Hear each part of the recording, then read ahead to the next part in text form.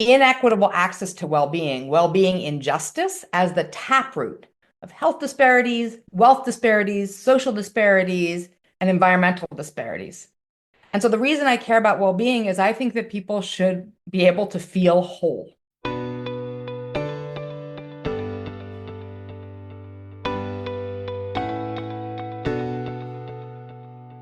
Welcome to The Measure. I am your host, Leon Andrews, President and CEO of Equal Measure.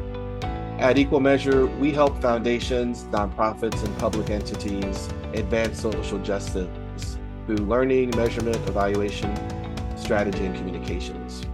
On The Measure, you'll hear conversations with leaders and practitioners about their social change and how to support more equitable communities through centering racial equity and transforming systems. I'm honored today to talk with Katya Fels Smyth. Katya is the founder and CEO of Full Frame Initiative, which is a social change nonprofit organization working toward a country where everyone has a fair shot at well-being. In November, the organization announced that it was closing after more than 15 years in operation. So I'm looking forward to having a chance to just have a conversation today with Katya. So welcome. How are you? How are you doing? Thanks, Leon. I'm good in part because I'm talking to you today. I'm really looking forward to this conversation. It's a complicated time to be leading a transition of an organization at a time when the country and the world is in constant transition, but it also feels like both the right time for the decision to wind down FFI and the right time to sort of unleash the work we've been doing to the world as a Mhm. whole. So looking forward to that. Well, I welcome our audience getting a chance to hear more about the work and what that unleashing looks like. So I'd love for you to give a little bit more background if you're willing and talk about your own kind of beginnings and the work that's important to you, but in the context of as how you think about place and your history and your context of how Katya has shown up into the world. I am a white woman in my 50s who has the benefit of an extraordinarily strong education. I'm the daughter of two physicists at Princeton University. I have founded and led two nonprofits that I'm tremendously proud of. I have a husband and two almost adult kids. There's a lot there that informs who I am and how I've been experienced by the world and certainly by the country.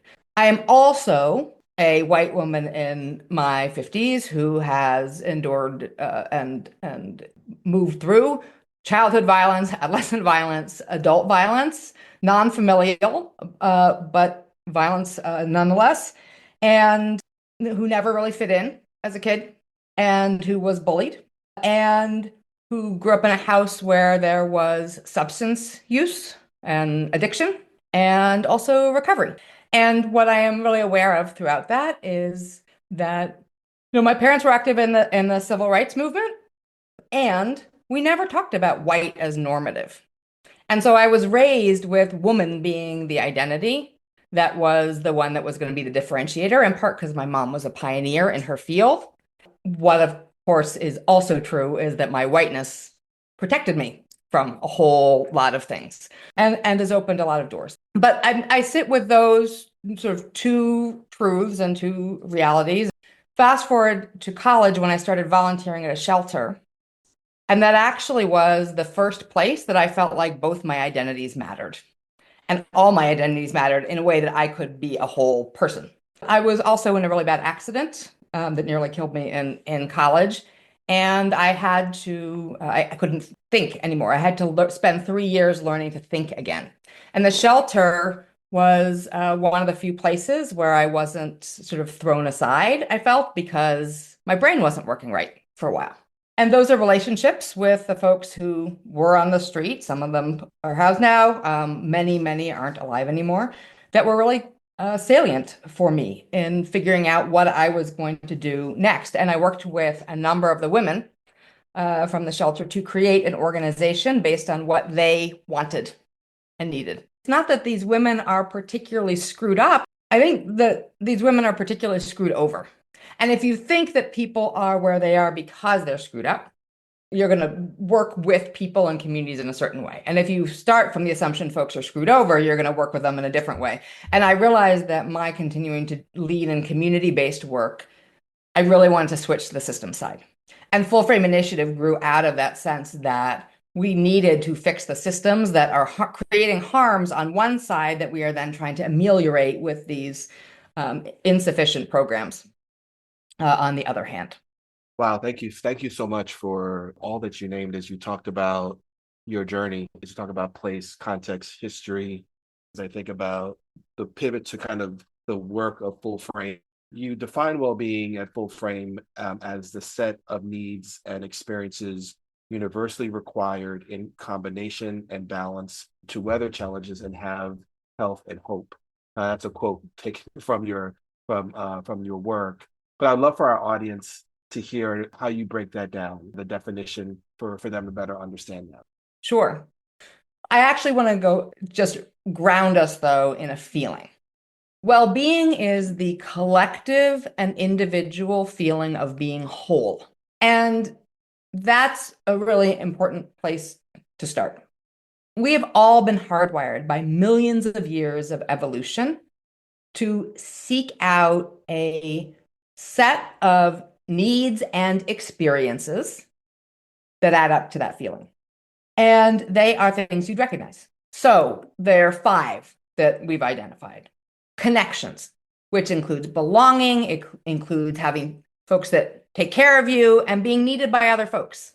We all need to experience safety. Our bodies don't differentiate between psychological and physical safety. Collective safety is different from individual safety, but we all know what it's like to feel safer and less safe. We all need some level of predictability and stability in our lives, some things we can count on, whether that is rhythms of the day, whether that is being familiar with just being able to sort of walk around your neighborhood without giving it a whole lot of thought, right? We need things that are the same over time in our relationships. So that's stability, the third. The fourth is called mastery, but we can think of it as mattering. We need to have a sense that we matter, which is a combination of like influence. Does what I do matter? Is who I am matter? Can I have some impact on relationships or the future or my environment? It also is where curiosity sits. It's where purpose sits. It's that drive that gives you a dopamine surge. If you're an athlete or something else, you like to stretch yourself. It's the stretch. That's sort of the balance of the stability. And the fifth is what we normally call basic needs. Food, shelter, water, air, sleep, things like that. Now, the combination and balance part of the definition, you're not going to be able to learn something new or try something new or stretch yourself if you're trying to stay totally safe and totally stable. We give up food all the time for other things. It's this balancing that we do. Now, why does this matter? Why are we hardwired for this? Because when we have these things in combination and balance, we are healthier, we have more hope, and we are more resilient. One more piece that I think is really, really important to this. The United States is a country that's been exquisitely designed for the well-being of a small number of people. We don't all have a fair shot at well-being. And because our well-being is essential for health, hope, and resilience, it is harder to be healthy. It is harder to be resilient.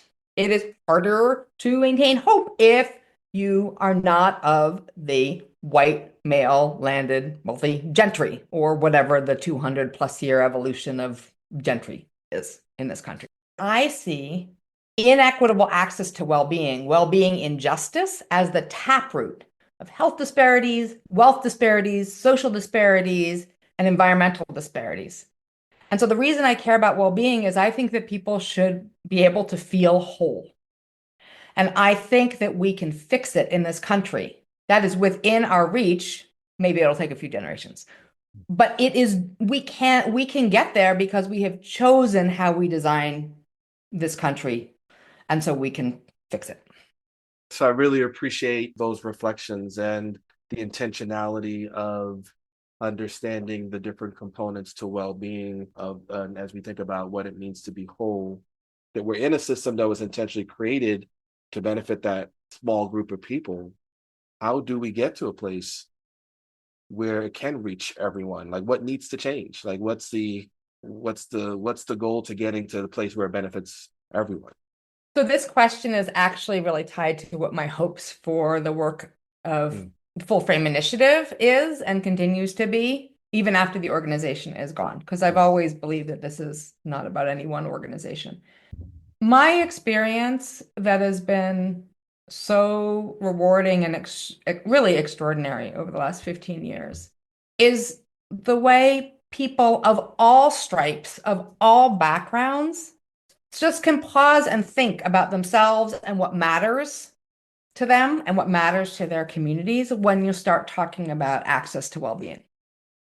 And it becomes a way for people to share stories with each other about what makes them more safe and less safe and where they feel they belong and what that is, but in a way that also holds some joy and some humor and some laughter, which I think is desperately missing from so much of the dialogue about how are we going to fix this country, right? It all sounds terribly, terribly serious. And it's a serious situation, but nobody's going to stick with it if it's all serious, all hard work. So, mm, so I think there is, at first, I sit with the reality that this truly is about all of us. I'm not naive. I'm not like, let's all just go out and hug each other and well-being each other. Like that's madness, right? But I do think that just being resolute that this is about all of us, it's not a justification for hateful behavior. It is mm, not a justification for many of the really harmful things that we are seeing, mm. but it is a way of beginning to understand and create bridges. And then there's a whole technical, wonky, I think super exciting world of policy analysis where you could look at policies where are these undercutting well-being and shift those.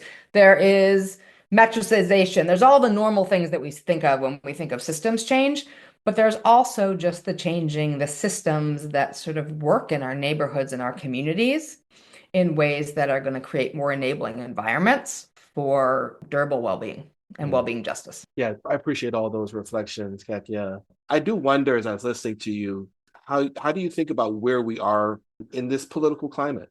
I think that this, where we are now as a country, is evidence of how much this work is needed.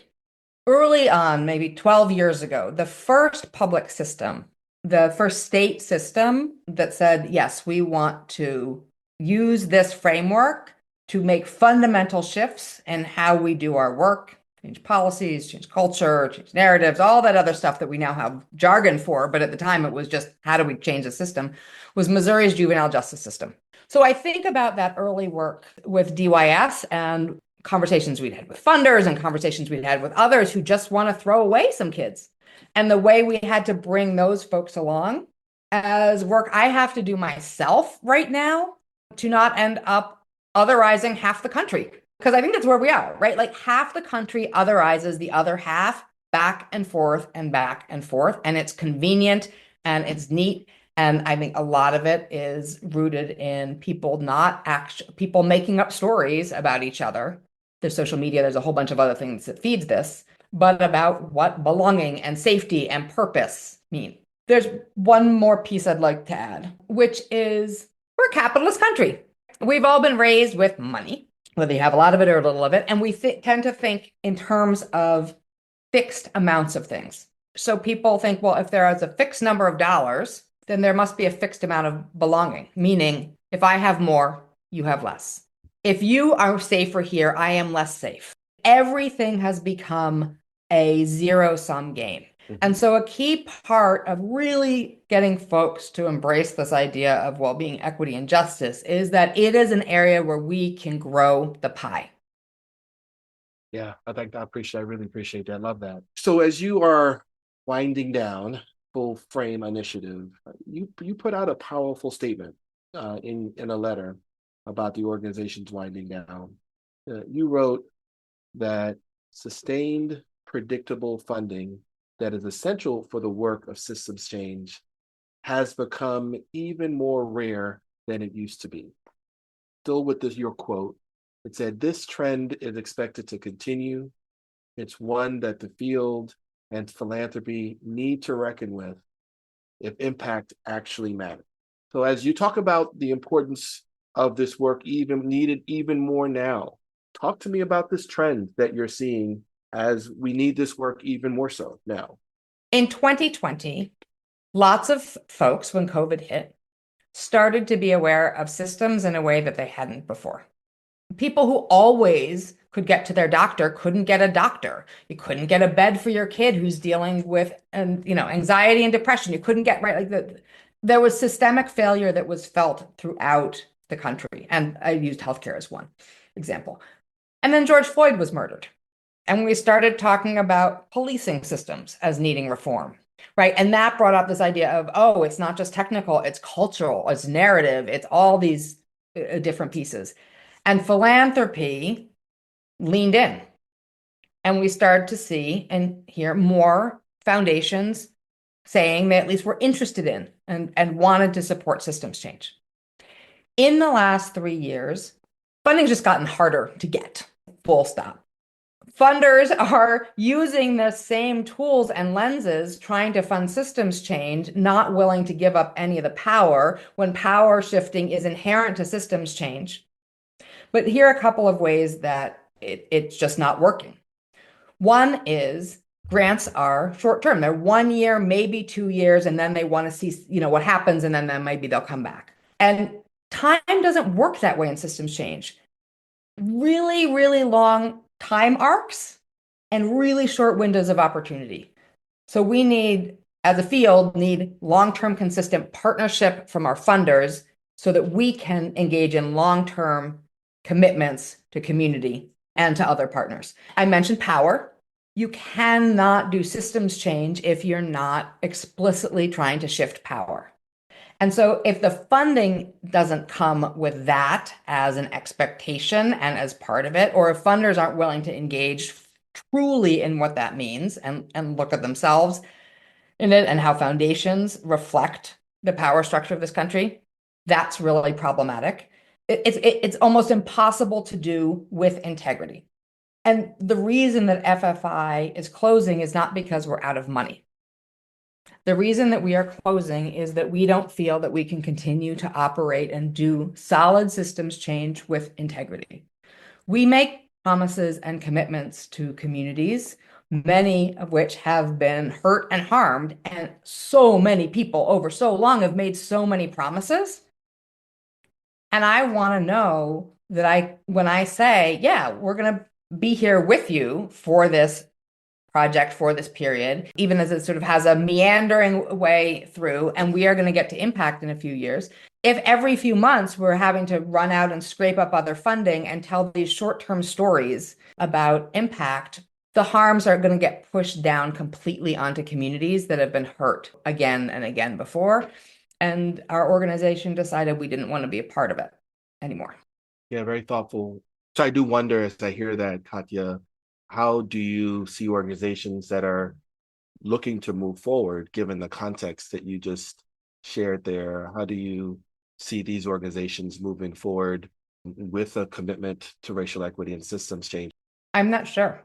I will add my voice to the many voices that say it is time for philanthropy and for power to actually claw back risk and to stop asking nonprofits to insure them against bad results, against not finishing, against whatever, and instead for nonprofits to ensure that the communities that we are partnering with, that we are in, that we are of, are harmed the least, hold the least risk in this work. That's very simplistic, right? But I think that absolutely has to happen. I think our sector's got some reckoning to do. And I've talked a lot about funders and all the stuff that funders have to do, but I think we as nonprofits, or social change organizations, or whatever we call ourselves, have got to reckon with some stuff because a lot of us are going to close. We never close. We never close when we should. And so when we do, it's usually pretty violent and traumatic, and we don't hold each other accountable for that. But it hurts the people that we're supposed to be helping when we do that. And what if we started thinking in terms of work has seasons, and sometimes it's not your season. How you leave is what people are going to remember. Well, I appreciate naming that there's still a lot of unknown over the next 4 years with a new administration, with the contentious political climate. I also hear in what you're saying some nuggets of hope. But I'd love for our audience to hear how you hold what brings you health and what gives you hope.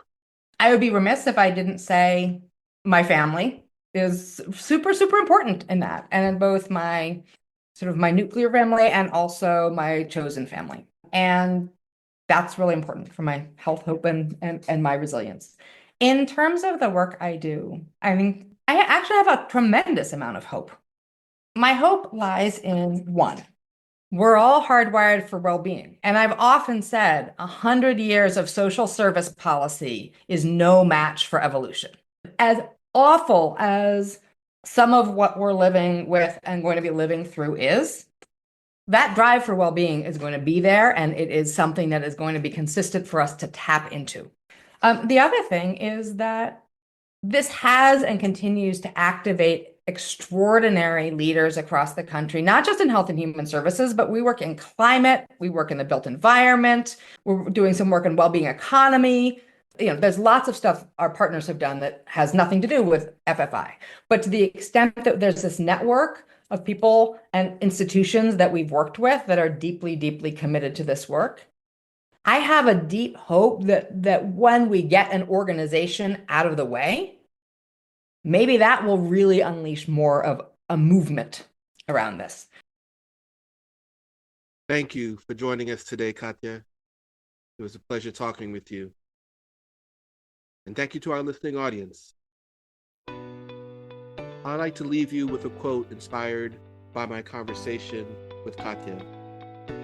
It comes from the late W.E.B. Du Bois. He says, "The cost of liberty is less than the price of repression."